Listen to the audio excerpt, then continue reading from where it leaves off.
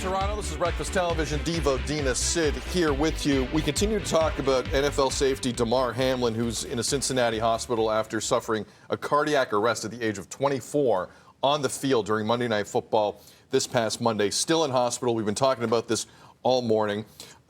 It opens up a ton of conversations, Devo and Dina. The one I want to have today is, other than, again, we're still wishing this young man all the best. 100%. There's two things going on here. One, his GoFundMe page for the toy drive, which had an initial target of $2,500, is approaching $6 million.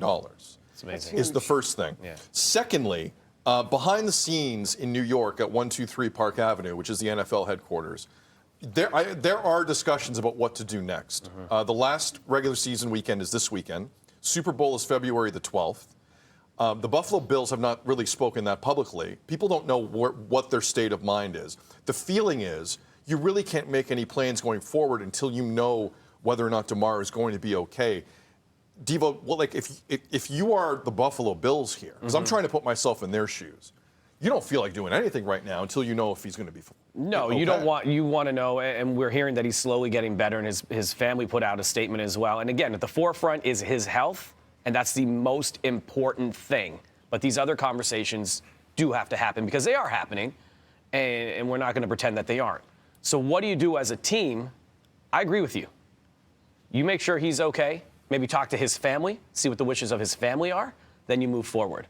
The NFL, we know, is a billion-dollar industry, sport, whatever you want to call it. Like they're yes. massive, right? And there's so much else around it as well. You know that there is people messaging going, well, this is the game ended, my fantasy football stuff, what's happening with playoffs. All that conversation is going to happen, and it will continue to happen whether what's going on with him or not. They're going to move forward. But how do you move forward? Because the NFL said they're not going to play a game.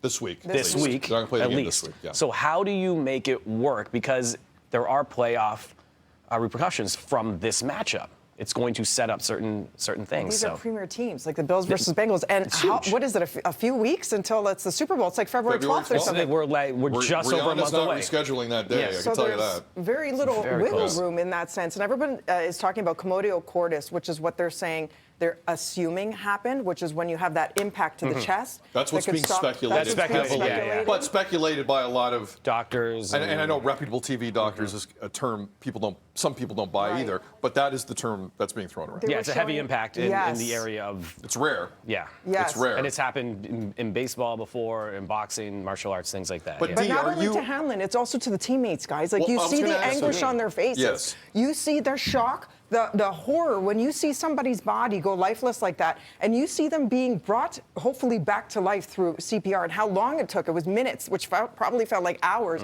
To then, like, they're humans. So to witness that and to live in that fear, whether you're with the Bills or the Bengals, period, to anybody in the stands witnessing, to people at home, it has deep-seated effects. And then to go out there and say, shake it off and go. Sure. This is the ultimate in terms of life experience that you're sharing together. Well, I mean, to emphasize the point, Devo, again, his uncle spoke to the media yesterday to a couple of outlets, and he said that Damar has gone from being on 100% oxygen to 50%. Yeah. Which is That's a slight improvement.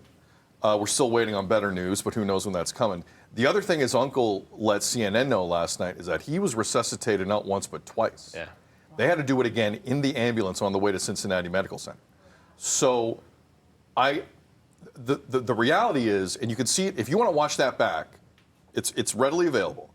Josh Allen and the Buffalo Bills thought their teammate was dead for 10 minutes. Literally. I don't know how mentally, to your point, Dina, it's a great point. Like, do you play this weekend against New England Sunday? Yeah. Like, how do you just turn around? Because the mental health of this for everyone also needs to be taken into account. That's right. I don't know, and this is a professional team with real ambitions. They're a tough, tough squad, but no human being can just brush that off, That's right. especially when you were feet away. So we're going to keep you updated on this. There's a lot of questions that the NFL has to answer. I don't know what they're going to do. It's going to be a fascinating few days. We'll keep you updated here on BT. More BT coming up after this. Good morning.